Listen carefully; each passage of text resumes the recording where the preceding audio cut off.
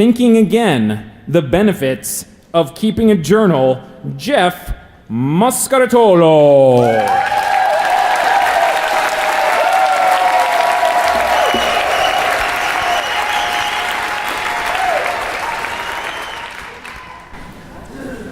I moved to Lincoln in 2013, knowing very few people and holding very few possessions.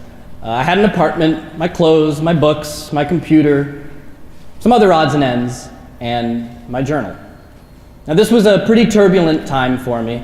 I had just gotten out of a very long relationship that I thought would last much longer than it did. Oops. And all my friends and my family and even my familiar landscapes, they were all elsewhere. I was very much adrift. When I reread my journals from this period, I see the blues on every page, which makes sense, right? I mean, I was sad, I was scared, I was confused, I was hurting, I was lonely, I had a lot of thoughts and feelings that I needed to process, but I wasn't letting myself go numb. I think back to this period and to other difficult periods in my life, and I realize how important my journal has been for helping me work through everything, through the frustrations and the insecurities and the pains, while also helping me explore my curiosities and savor my joys. It wouldn't be an exaggeration to say that in some ways my journal has saved me.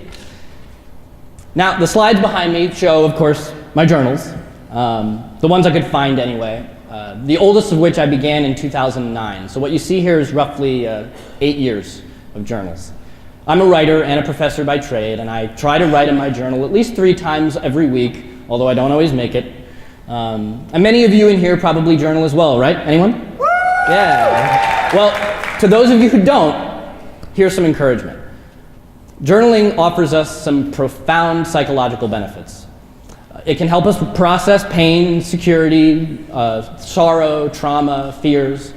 It can also help us focus. It can help us give clarity to our lives as we move through them. We can use our journals to practice writing that we intend to work on more formally later on, like for work or for school. We can use it to relax before bed or catalog the events of the day. But I also find that writing in a journal can have a kind of mind-rinsing effect. It's kind of like a meditation where I'm able to step into a dreamlike state in which I feel free, unrestrained by my own internal censor, and therefore better able to calmly contemplate the circumstances of my life and of the world around me. Now, not every journal entry need produce this dreamlike state, of course, but it's possible to achieve it if you open yourself to it. If you choose to write an entry, not because you have something specific to say, although that's a great reason to write to, but because you simply want to spend some time putting pen to paper, relaxing yourself, and trying to narrow the distance between the language that you're producing and your own subconscious mind. If you're like me, you'll start to take your journal with you everywhere you go. And I mean literally everywhere. I mean the bar, parties, concerts, sporting events, if I ever go to one. Everywhere. And I encourage you to do the same. And you might get some weird looks if you take a journal out of the bar and start writing. I've gotten them myself. But that's okay, it's worth it, because you never know when a moment will strike you as a moment when it's time to slow down, tune in, and write. You'll also never know how what you write is going to come in handy in the future. Now, this journal I've got with me here today is one that I didn't write. In 1992, after his younger sister died, my grandfather wrote this journal. It contains the story of his parents coming to America and of his childhood growing up in an immigrant family during the Great Depression in Brooklyn.